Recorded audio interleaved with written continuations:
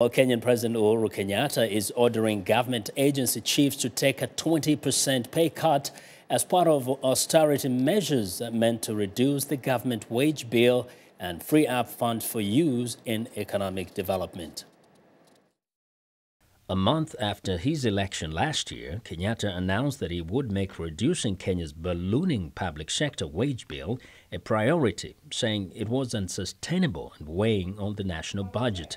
President Uhuru Kenyatta, his deputy and the cabinet agreed to similar reduction in pay last week and called on lawmakers to do the same. The salary cuts are also a response to public outcry and anger at the salaries of public officials, which are many, many times higher than those of ordinary Kenyans. All parastatal chiefs will conform to what the executive has done. They will conform. And we expect that they will take an equivalent 20% pay cut as we have taken. We expect it because it is our job to formulate policy. And we expect them to do it. And failure to do so, I assure you, there are many Kenyans willing and ready to take up those jobs at that lower rate. They are. A move in June granting Kenyan members of parliament, some of the best paid in the world already, extra allowances angered many in a country where official unemployment rate stands at 40%. Let us think out of the box and let us not presume that the only way we can make ends meet is every single year talking about increasing our salaries.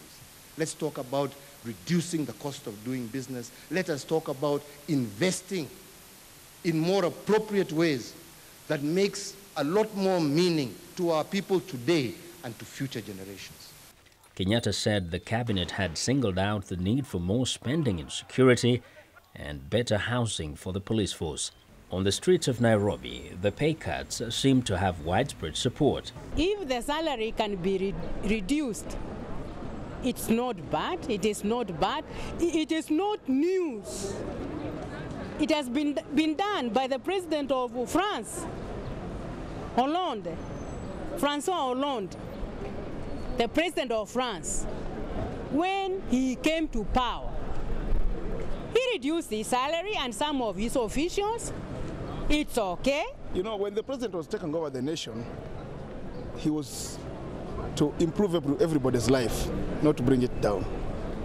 So the reason of reducing his salary from 2 million maybe by 200,000, I don't see that like an issue, because he's only trying to tell people that the government is not in the right position to run itself. Ordinary hard-working Kenyans accuse their politicians of being greedy and insensitive to the plight of millions of struggling fellow citizens.